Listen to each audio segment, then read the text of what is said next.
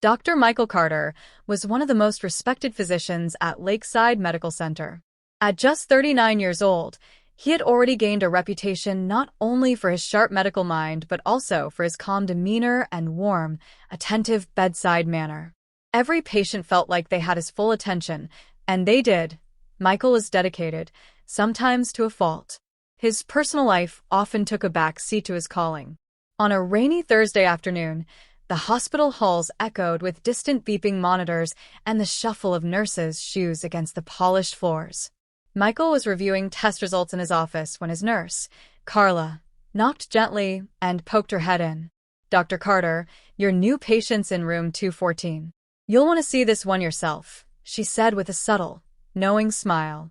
Michael looked up from the papers. "What's her condition?" "Stomach pain. She's been having symptoms for a few weeks. Her name's Emily Dawson. She's, well, you'll see," Carla added before disappearing down the hallway. Michael stood, stretched his back from hours of sitting, and walked through the corridor toward room 214. When he opened the door, he saw a woman seated on the exam table, nervously twisting her fingers in her lap. Her long chestnut hair fell in waves around her shoulders, and her hazel eyes lifted to meet his as he entered. "Hi, Emily. I'm Dr. Carter," he said, offering his hand. "Hi, doctor," she replied softly, shaking his hand. She was indeed beautiful, but it wasn't just her appearance. It was her presence, something calm, yet intense about her. Michael quickly refocused. He reminded himself that he was a professional and she was a patient. "What brings you in today?" he asked, pulling up a stool beside her. Emily explained her symptoms: persistent stomach aches, a sense of nausea that came and went, fatigue. She had visited a clinic a couple of times before, but no one had been able to give her a clear diagnosis. Michael listened closely, nodding occasionally and asking thoughtful follow-up questions. "I'll need to run a few tests," he said after the initial exam. "Nothing too invasive to start. Let's just rule some things out." "Okay," she replied, clearly anxious. "I just want to know what's wrong." "We'll figure it out," he assured her. Over the next few weeks, Emily returned for several follow-ups. The two developed a kind of quiet rhythm. Michael was always the professional, but their conversations grew more relaxed, more personal. She would ask about his long hours, and he'd deflect with a joke. He learned she was a high school art teacher, passionate about painting and always smiling when she talked about her students. One morning, after Emily had undergone an endoscopy, Michael met her in his office to go over the results. "Well, good news first. You don't have anything serious. It looks like gastritis, likely caused by stress and diet. Nothing we can't treat." Emily let out a sigh of relief. "Thank God. I was starting to imagine the worst." Michael smiled. "You and every other patient with access to the internet." She laughed, and for a moment, their eyes lingered on each other. It was subtle but electric. As time passed and her condition improved, Emily's visits became less about the illness and more about brief chats. She'd stop by to bring cookies for the nurses or drop off thank you cards. Michael always made time to say hello. Carla, the nurse, teased him more than once. "You sure you're not offering special treatment, doctor?"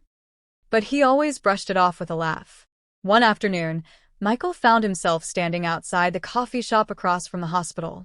He hadn't planned it, but he noticed Emily sitting inside, a sketch pad in front of her, sipping from a mug. She was so absorbed in her drawing that she didn't notice him at first. He walked in, got himself a black coffee, and approached her table. "Do you mind if I join you?" Her face lit up. "Not at all." They talked for over an hour. She showed him her art, bold strokes of color, portraits that felt alive. He told her about the time he almost chose music over medicine and how he still kept his old guitar in the closet. It was the first time they'd been together outside the hospital walls. And it was the beginning of something neither of them expected. Over the next few weeks, they met more often. Always in public places, always casual. But the feelings between them deepened. Emily was no longer his patient in the medical sense. Her treatment was over. But emotionally, a new connection was growing, complex and undeniable. One weekend, Michael invited her to an art exhibit downtown. They spent hours walking the gallery halls, discussing techniques and the stories behind each piece. When they stepped outside into the cool night air, Emily turned to him. "I never thought I'd feel excited again," she said quietly. "After everything I went through, I felt stuck. Like I'd just exist, but never really live." Michael reached for her hand, hesitated, then finally held it. "You deserve to feel alive. You're one of the most vibrant people I've met." They walked hand in hand along the sidewalk, their steps in sync. Despite their growing connection, Michael wrestled with guilt. He knew how it could look, a doctor getting involved with someone he once treated. Even though it was ethically fine now, there was a line he'd never wanted to cross. One evening, after dinner at a quiet Italian place, Michael brought it up. "Emily, I care about you. A lot. But I have to be honest, I worry about what people might think. About how this started." Emily looked at him thoughtfully.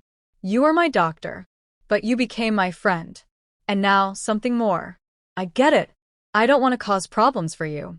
"You're not," he said quickly. I want to do this right. So, let's take it slow," she offered. "No pressure. Just honesty." They agreed to keep things quiet and let their relationship grow naturally. Emily continued her teaching, and Michael focused on his work, but they carved out time for each other, late-night phone calls, weekend walks, shared meals. Months passed, and soon it had been nearly a year since that first appointment. Emily was healthy, glowing with energy and purpose. Michael found a balance he'd never had before, between work and life, responsibility and emotion. One spring afternoon, Michael brought Emily to a local park where families were enjoying the sunshine and kids flew kites. They sat under a blooming cherry tree, talking about nothing and everything. Suddenly, Michael turned serious. "You've changed my life," he said. "Before you, it was just work. Now it feels like there's color in everything." Emily smiled, brushing her fingers against his. "Funny. You always say that about my art, that it brings color to things. Because it's true. And so do you." He reached into his coat pocket and pulled out a small velvet box. Emily's breath caught. "I know this might feel fast, but I also know what I feel. And I don't want to wait just because I'm afraid. Emily Dawson, will you marry me?" Tears welled up in her eyes. "Yes. Yes, I will." The cherry blossoms swirled around them like a celebration from nature itself. Their love had started in the most unexpected of places, born from pain, healed through connection. What began in a sterile exam room had become something beautiful, something real. They would face the world together, not as doctor and patient, but as partners, friends, and soon, husband and wife.